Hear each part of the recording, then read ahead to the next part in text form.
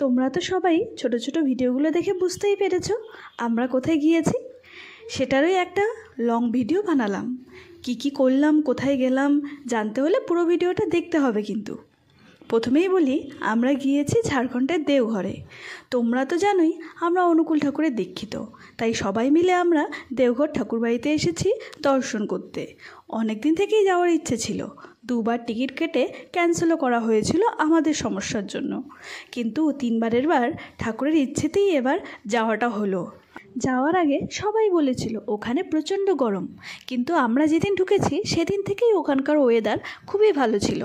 মেঘলা weather, মাঝে মাঝে বৃষ্টি ছিল, তাই খুব একটা গরমে কাটাতে হয়নি আমাদের। আমরা গিয়েছি 4 দিনের জন্য। 27 তারিখ জলপাইগুড়ি রোড স্টেশন থেকে 2:30টায় তিস্তা তোরসা ট্রেন ধরে এনজেপি গিয়েছি। আমাদের ডিরেক্ট ট্রেন ছিল এনজেপি টু দেওঘর। সন্ধ্যা 5টা থেকে ভোর 5টা পর্যন্ত ট্রেনে উঠেই তো খাওয়া দাওয়া করে ঘুমিয়ে পড়েছিলাম আমরা। ভোর 5টায় যখন নামি তখন ভীষণ ঠান্ডা ছিল। যাই হোক, ওখান থেকে টোটো নিয়ে আমরা চলে যাই ঠাকুরবাড়িতে। ঠাকুরবাড়ির পাশেই রুম ভাড়া করে আমরা ছিলাম।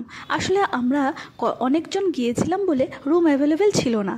থাকার জন্য ঠাকুরবাড়ি থেকে ডরমেটরি পেয়েছিলাম, কিন্তু আমাদের অসুবিধা হবে জন্য রুম ভাড়া করেই থাকি আমরা। থাকাটা হয়নি তো কি হয়েছে, খাওয়াটা কিন্তু আমরা ঠাকুরবাড়ির আনন্দবাজারে খেয়েছিলাম। প্রথম দিন যতটা পেরেছি ঠাকুরবাড়িটা ঘুরে দেখার চেষ্টা করেছি।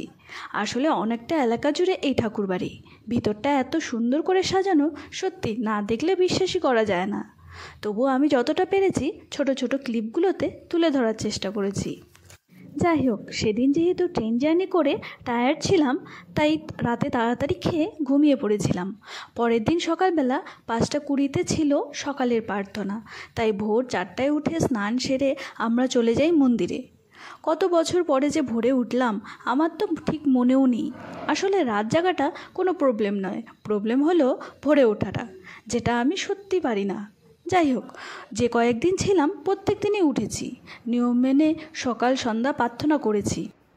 যাওয়ার পরের দিনটা সারাদিন মন্দিরেই কাটিয়েছি। বাবাইদের আলোচনা শুনেছিলাম ও ঠাকুরবাড়িটা পুরোটাই ঘুরে দেখছিলাম। সেদিন সন্ধ্যাবেলা চা থেকে শুরু করে মোমো, চাউমিন, ফুচকা সব কিছুই ট্রাই করেছিলাম। নিরামিষ মোমো, চাউমিন খেতে কিন্তু ভালোই লাগলো। তৃতীয় দিন একটু ঘুরতে বেরিয়েছিলাম, কিছু কিছু দেখার জায়গা ছিল।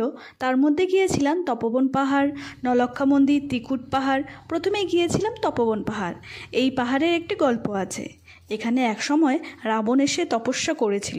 সেই তপস্যা ভঙ্গ করার জন্য দেবতাগণ পাঠান হনুমানজিকে। হনুমান এসে রাবণের তপস্যা ভঙ্গ করার জন্য শুরু করে তাণ্ডবলীলা। এই তাণ্ডবলীলার জন্যই এই পাথরগুলো কিন্তু খণ্ড বিখণ্ড। তার সাথে জড়িয়ে রয়েছে রাম, সীতা ও লক্ষ্মণের গল্প। শোনা যায় বনবাসকালে রাম, লক্ষ্মণ ও সীতাও এসেছিল। এখানে কিছুদিন তারা কাটিয়েছিল এবং এখানে একটা সীতাকুণ্ডও আছে, যেখানে সীতা দেবী স্নান করেছিল। হস্তপন বোম্বে মহারাষ্ট্র, যেদিকে সীতাকে হরণ হলো নাসিকে। দ্বিতীয় আছে ঋষিকেশ হরিদ্বার, যেদিকে লক্ষ্মণ ঝুলা। তৃতীয় আছে বোধগয়া রাজগে, যেদিকে দশরথজিকে পিণ্ডদান করতে গেছিল ফল্গু নদী গয়াতে। আর এটা চৌথা তপন আছে রাবণেশ্বর বেদনাধাম তপবন, ঝাড়খণ্ডে এটা পড়ে।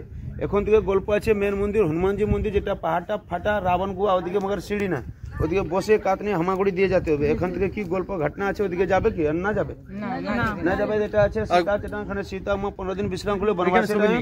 হ্যাঁ, এদিকে আসো, দেখলেন ওটা আছে। তারপর গিয়েছিলাম নলক্ষা মন্দির। এই নলক্ষা নামকরণের পিছনেও কিন্তু একটা কাহিনী রয়েছে। মন্দিরটা তৈরি করতে খরচা পড়েছিল 9 লাখ টাকা। এটা তৈরি করা হয় 1963 সালে। এটা একটা অনেক বড় মন্দির। সাধক বলানন্দের কথায় রানী চারুশীলা এই মন্দিরটি তৈরি করেন। এবং সবশেষে গিয়েছিলাম ত্রিকুট পাহাড়। এখানে হনুমানের উৎপাত কিন্তু অনেকটাই বেশি। এখানে এসে আমরা গাইড নিয়েছিলাম। আসলে এত বানরের উৎপাত যে আমরা ভয় পেয়েছিলাম। অনেকেরই হাত কেটে গিয়েছে, আবার অনেকের জামা কাপড়ও ছিঁড়ে দিয়েছে। সেই ভয়েই গাইড নেওয়া। এখানে অনেক মন্দির আছে। এটা একটা প্রাচীন শিব মন্দির। আর একদম মাথায় রয়েছে বাবা দয়ানন্দের আশ্রম। 420টা সিঁড়ি বেয়ে ওঠার পর এই আশ্রমে এসেছি আমরা। আর হ্যাঁ, এখানে রোবওয়েতে উঠা যেত একটা সময়। 2020-তে একটা দুর্ঘটনা ঘটার পর এই রোবওয়ে বন্ধ করে দেওয়া হয়। যাই হোক, ভীষণ সুন্দর এই জায়গাটা কিন্তু। এইভাবে কেটে গেল 3 নম্বর দিন। 4 নম্বর দিনটা যেহেতু বাড়ি ফিরবো, তাই ওই দিন শুধু মন্দিরে গিয়েছিলাম। এতদূর গিয়ে বাবাধামে পুজো না দিয়ে ফিরলে আফসোসের শেষ থাকতো না। তার মধ্যে বড়মশাই যখন ভোলেনাথের ভক্ত, তখন তো পুজো দিতেই হতো। আমরা 2 ঘন্টার মতো লাইনে দাঁড়িয়েছিলাম, অনেক বড় লাইন। যাই হোক, সবশেষে পুজো দিয়ে বাবার আশীর্বাদী সুতো নিয়ে বাড়ি ফিরি।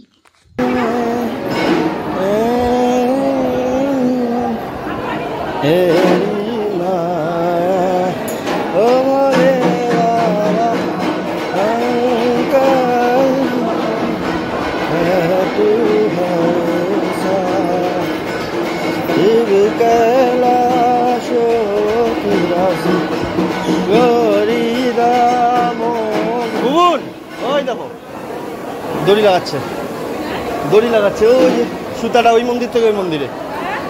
এদিকে এদিকে এদিকে।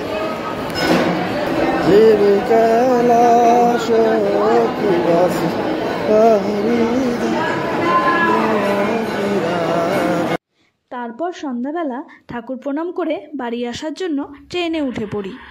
ট্রেন ছিল রাত 8টায়। ঠাকুরবাড়ি থেকেই রুটি তরকারি নিয়েছিলাম, সেগুলো রাতে খেয়ে ঘুমিয়ে পড়ি। পরের দিন সকাল 8টায় ট্রেন থেকে নামি জলপাইগুড়ি রোড স্টেশনে। টুকাই যাবে কোচবিহার, তাই ও ট্রেনেই থাকলো। ওর জার্নি আরও কিছুটা বাকি। যাই হোক, এই ট্রিপটা খুবই ভালো ছিল, সবাই খুব আনন্দ করেছি, ঘুরেছি। জানি ব্লগটা অনেকটা বড় হয়ে গেল, আশা করছি তোমাদের ভালো লেগেছে। টাটা।